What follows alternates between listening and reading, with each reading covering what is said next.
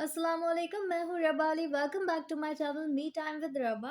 Products के review देना और एक्टिव इंग्रेडिएंट्स किस तरह से यूज़ करना चाहिए, मैं थोड़ा सा गाइड करने की कोशिश करती हूँ। अगर किसी प्रोडक्ट से मुझे नुकसान हुआ है, उसका एक्सपीरियंस शेयर करती हूँ ताकि जो लोग भी कंसर्न है अपनी स्किन के लिए, वो सही से सोच कर उस प्रोडक्ट को यूज़ करें या फिर प्रोडक्ट को यूज़ करने का सही तरीका सीख लें। तो आप चाहें तो मेरे चैनल को सब्सक्राइब कर सकते हैं इस तरह की वीडियोस के लिए, और किसी प्रोडक्ट का रिव्यू आप सुनना चाहते हैं तो कमेंट बॉक्स में मुझे बता सकते हैं। आज मेरे पास ऑर्गेनिक लैब के प्रोडक्ट्स हैं, किस तरह ये काम करते हैं, कितने बेनिफिशियल हैं या नहीं, ये सब मैं शेयर करूँगी।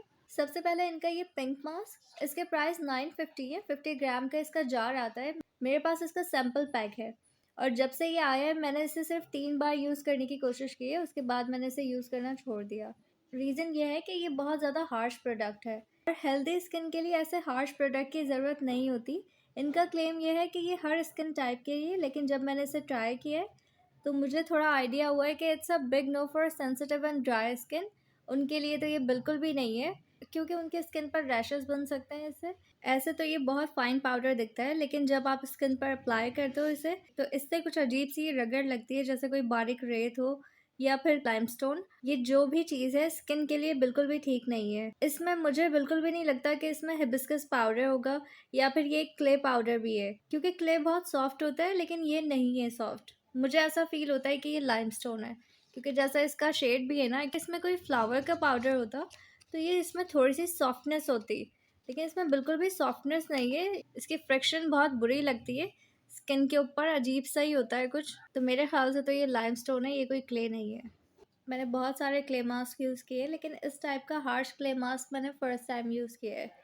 इसको अप्लाई करने के बाद जब आप इसे वाइप ऑफ करते हो तो उस फ्रिक्शन से डेफिनेटली डेड स्किन रिमूव होगी, तो आपको लगेगा कि आपकी स्किन पर ग्लो आ गया। फ्रिक्शन की वजह से आपका कॉम्प्लेक्शन मज़ीद डल हो सकता है। ये फेस पर से एक्सेस ऑयल को बिल्कुल सक कर लेता है, तो मुझे यही फील होता है कि ये लाइमस्टोन चूना है। इसका सिर्फ यही एक फ़ायदा है कि ये ऑयल को रिमूव करता है, बाकी और किसी काम का नहीं है ये।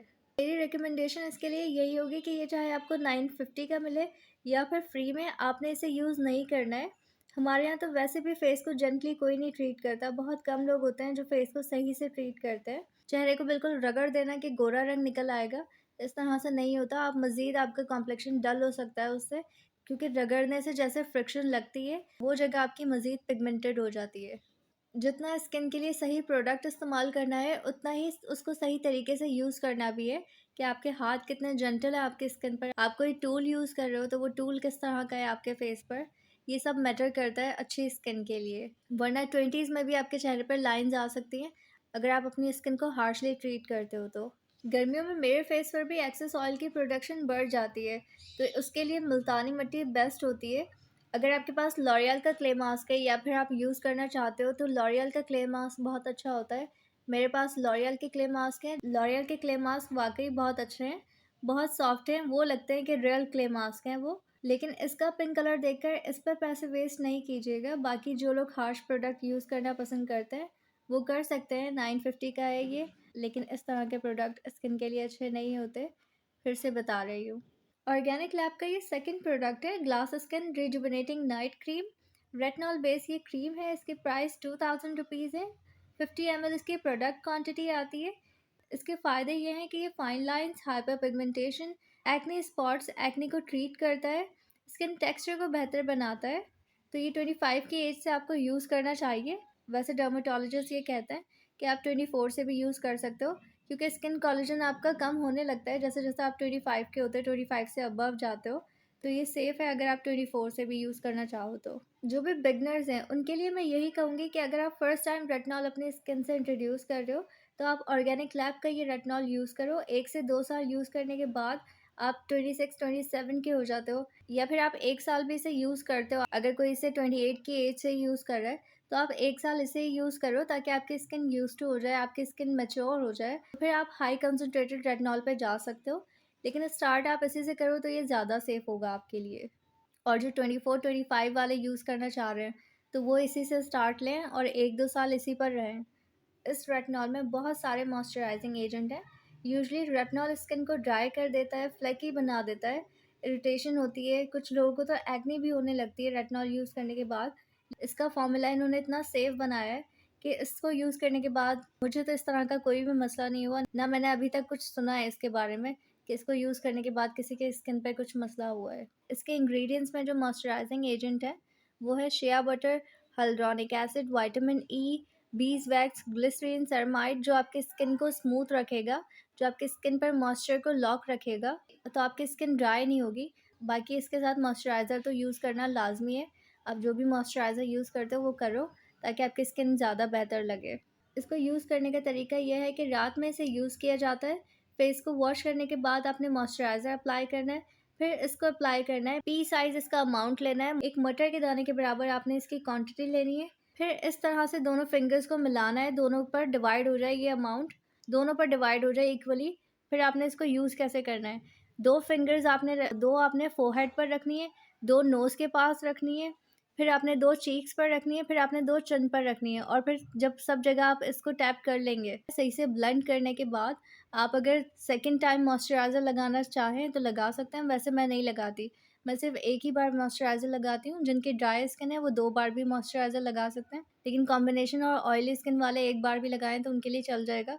तो लगाने का तरीका फिर से आप याद रखें कि पी साइज़ लेना है, दोनों फिंगर पर डिवाइड करना है, 2 फोरहेड पर, 2 नोज़ पर, 2 आपके चिक्स पर और 2 टैप आपकी चिन पर आ जाएँगे।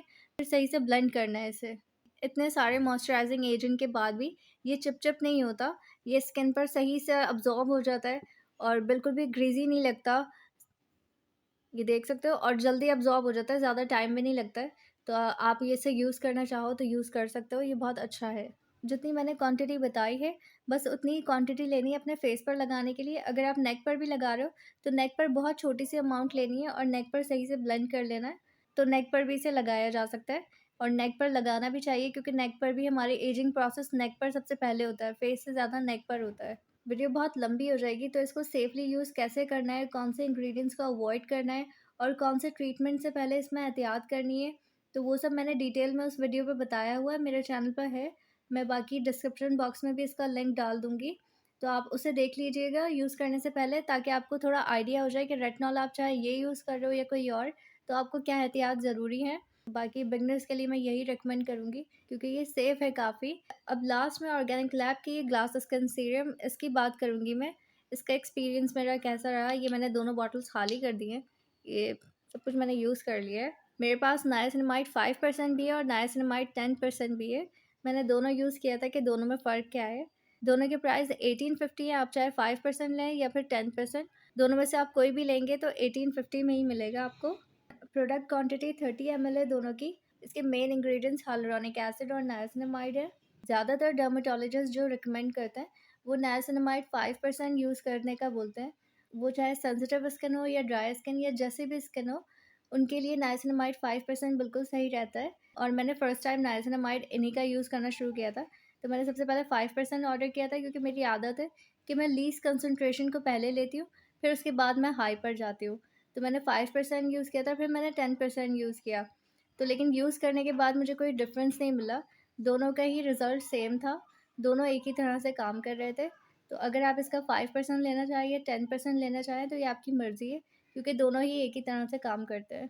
इंग्रेडिएंट्स दोनों के सेम है, बस नाइसिनामाइड का फ़र्क है। नाइसिनामाइड 5% और नाइसिनामाइड 10%, और यूज़ करने में तो उसमें भी डिफ़रेंस नहीं है, वो भी सेम ही है। तो बाकी इसके इंग्रेडिएंट्स, जैसे इन्होंने ग्लूटाथायोन बोला है, बेरबेरी, लिकोरिश, कैमोमाइल, ग्लाइकॉल, ये इंग्रेडिएंट्स सुनकर ऐसा लगता है कि ये बहुत ज़्यादा इफ़ेक्टिव होगा, लेकिन ऐसा है नहीं। ये क्लेम करते हैं कि इसको यूज़ करने से ग्लास स्किन बन जाती है, कॉम्प्लेक्शन लाइट हो जाता है। ऐसा कुछ नहीं होता। मैंने दोनों बॉटल्स को पूरा यूज़ कर लिया है। 3 महीने तक मैंने इसे यूज़ किया था। मेरा जो एक्सपीरियंस रहा है वो ये है कि ये हाइड्रेशन के लिए अच्छा है। मेकअप करते हुए आपको लाइट सीरम चाहिए होता है, लाइट मॉइस्चराइज़र चाहिए होता है, तो उसके लिए मुझे अच्छा लगा था। या फिर गर्मियों में आपको लाइट मॉइस्चराइज़र चाहिए होता है, तो आप मॉइस्चराइज़र की जगह इसे यूज़ कर सकते हो। एक्ने प्रोन वालों के लिए काफ़ी सेफ़ है, एक्ने को एग्रीवेट नहीं करता, एक्ने को हील करता है। ज़्यादातर प्रोडक्ट ऐसे होते हैं जो एक्ने को इरिटेट कर रहे होते हैं, तो ये एक्ने को इरिटेट नहीं करता, हील करता है। अगर कम एक्ने है आपकी, तो हफ़्ते 2 हफ़्ते में हील हो सकती है, और बहुत ज़्यादा है तो मेबी इट टेक्स टाइम। मुझे बहुत कम एक्ने थी, मुझे ज़्यादा से ज़्यादा 2 से 3 पिंपल हो जाता है, जो हफ़्ते 2 हफ़्ते में ख़त्म हो गए थे। स्किन टेक्सचर में थोड़ा बहुत इम्प्रूवमेंट आता है। हाइड्रेशन के लिए तो मैं इसे 10 ऑन 10 कह सकती हूँ। बाकी ये ग्लास स्किन होना, कॉम्प्लेक्शन ब्राइट करना, ऐसा कुछ नहीं करता है ये। जो लोग ब्राइटनिंग के लिए इसे लेना चाहते हैं, उनके पैसे वेस्ट हो जाएँगे। कॉम्प्लेक्शन आपका जैसा है वैसा ही रहेगा इसे यूज़ करते हुए, कॉम्प्लेक्शन में कोई चेंजेस नहीं आएँगे। जिन लोगों को लाइट मॉइस्चराइजिंग सीरम की तरह कोई प्रोडक्ट चाहिए, तो आप ये ले सकते हैं। मैंने बस इसकी 2 बॉटल्स ही ट्राई की थी। अभी मैं हर ब्यूटी का नाइसिनामाइड यूज़ कर रही हूँ कि मुझे उसको देखना है कि वो किस तरह का है। मुझे लाइट मॉइस्चराइजिंग प्रोडक्ट चाहिए होता है, स्पेशली मेकअप करते हुए, क्योंकि मेकअप के साथ अगर आप कोई प्रोडक्ट हेवी यूज़ करते हो ना, तो वो एक्ने बना देता है। तो आपको लाइट मॉइस्चराइज़र कुछ भी ऐसा यूज़ करना चाहिए। तो मेकअप करते हुए मुझे ये बहुत सूट कर रहे थे। मेरे एक्ने नहीं बन रही थी और मेरी स्किन भी काफ़ी प्लम्प और हाइड्रेट दिख रही थी। बाकी कॉम्प्लेक्शन ब्राइट करने के लिए इसका ज़ीरो रिज़ल्ट है। आई होप ये वीडियो आपके लिए यूज़फुल हो। मज़ीद वीडियोज़ देखने के लिए चैनल को सब्सक्राइब कर दीजिए या फिर वीडियो को सिर्फ लाइक कर दीजिए। अपना ख़्याल रखें। अल्लाह हाफ़िज़।